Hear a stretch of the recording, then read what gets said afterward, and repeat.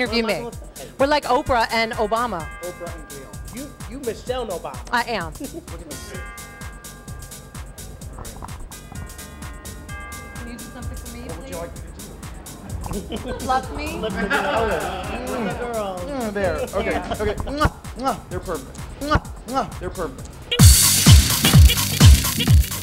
So we are here with the legendary Columbus' own Nina West. Hello, people. Hello, everyone. And how much do you love Cleveland? I love Cleveland. I think, the saying is true. Cleveland rocks. Is that the saying? I guess. It's the saying tonight. Hey, look, barkeep. That's the saying tonight. Yeah, that's her big thing tonight. She's Because I'm from a saloon. yeah, apparently you're from the 1800s. No, you don't. You look great. And tonight you're giving us the best Nobama couture. Say, Nobama couture. You know what to do. Did you make that dress yourself? Did you have it made? I had a maid. Yeah, I don't sew. No. Did you audition for RuPaul's Drag Race? Oh my God, I've auditioned 4 times. And you don't sew. Guess what I'm doing? I'm learning how to sew. Okay. And now, Nina West, what do you love most about being a drag queen? I love the ability to create and to be myself and to seriously go out and express myself and have people fall in love with my interpretation of what music is or what the art form is. Everyone's different, and that's the most beautiful thing about it. What has it done for your self-esteem? It's boosted it. I thought I was, I was just a fat kid, and no one paid attention to me, and everyone thought I wasn't worth anything, just a big boy. And then, I got on stage, and I felt the worth of my artistic view.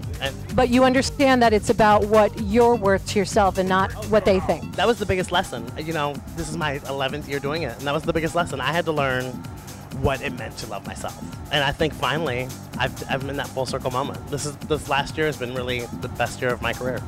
So you see these kids on Twitter, shout out to Glitterazzi, what?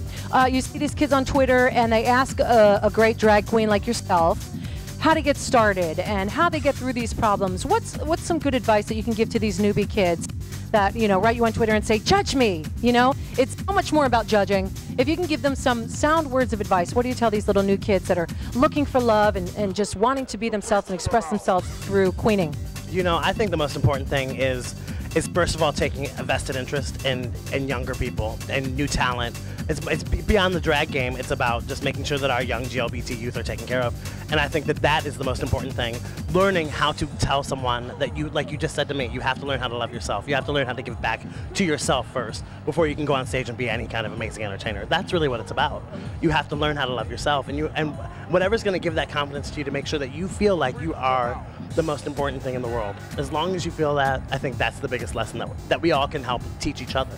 And that's what a show like Drag Race does. You truly watch something like that and you say, oh my God, it opens up the world to somebody who might say, in Podunk, Iowa, I could do that. I see myself in Jujubee. I see myself in Cherry Needles. I see myself in Raja. I see myself in RuPaul. I see myself in Michelle Visage, and be able to walk away and say, I feel a little bit better about myself. I think that's the most important lesson. That is the message, and that's the key. We are so lucky in 2012, going on 2013, that we have a show like this. It's taken this long for us to actually get this show on TV, where we can celebrate being drag queens, and I include myself in that, and not just for obvious reasons, but because, I've had things thrown at me. Life has not been so easy for me. I mean, I'm an adopted kid who had a great family that raised me, but I was always an outcast. I really kind of didn't belong. I was the class clown, and that was how I got by, was comedy.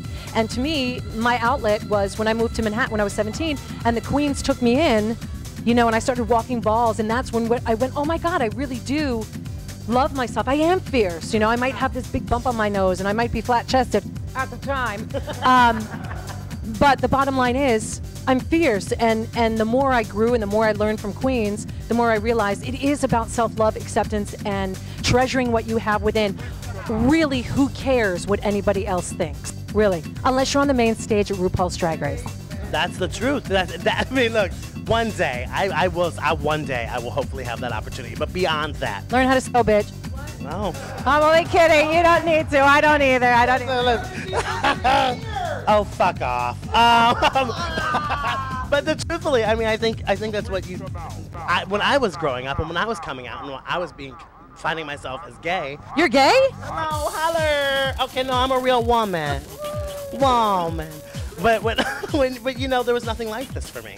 I remember on VH1 when you and Ru did that show. I will never forget that. I was maybe like 13 years old, and I said, "Well, this is me too." different." But you know, yeah, I was 13 also.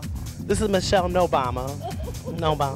But like, you know, I'd never seen anything like it before. Yeah. There was that other window that said, "Here, there's something else out there." And I'm from a small town in Ohio, and I said, I'm from a very conservative family, and so there's something else out there for me. I can tell you from the bottom of Ru's heart, I can speak for Ru, that show was way before its time, and for him to hear you say that as a little kid and watching that show, we had so much joy and love put into that show on VH1. Oh my God, we had such a good time doing those skits and just acting a fool. And really, that's what Ru has always been about, spreading love. And when he hears those things or sees the tweets or gets the emails and he reads them all, he may not be able to answer everybody, there's millions. He is so grateful and humble and appreciative of every single kid that is out there and talks to him and walks the walk that he's already done. And it's pretty amazing to be able to do something like that. But without queens like yourself and without all the other ones here at Bounce tonight, we wouldn't have such a strong community. You guys are the ones that are out there. You guys are the ones that are taking the heat. Honest to God. I mean, I'm just a little judge on an incredible show, but the message is really clear to me, is about we're a family. You know, it's about love. I absolutely feel that. But I want to know what you think the greatest impact has been from Drag Race right now. Currently, you know, we're going into season 5. These first 4 seasons, what do you think has been the greatest impact, maybe personally, and then outwardly? What has been? Well, I can't speak for season 1 and 2 because I wasn't on it. But better now, though. It is so much better. Go on, really. Honestly, from the beginning, which I was supposed to be on, but I had issues with a boss who wouldn't let me get the time off. Irrelevant, but what the show has done, and it's continuing to do so more and more the bigger it gets, is that it's showing, to me, the most important thing, adults too, but the children who have nowhere to go. And by children, you know, I'm saying 20 years old. It doesn't have to be just 8, 9, 10 and up, but kids of all ages, it shows them that there is a place for them. They do not have to feel like a freak. Celebrate their freakness. Celebrate being an outcast and being different. It lets them know, look at Sharon Needles, for God's sake. But you know what I mean? It's okay. Embrace your inner freak and let yourself know and go with it.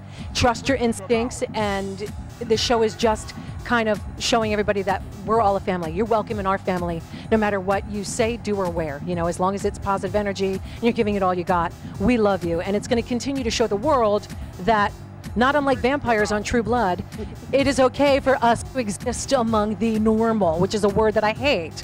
But really, we are the normal. Look around. We're the ones that have love. We're the ones that have the confidence. We're the ones that have the balls to get out there and do what most people don't. So for me, it's about family, love, and unity, and acceptance, and equality. And that goes on. And that's going to be a long fight for us, but we can do it together, you know, in a positive way.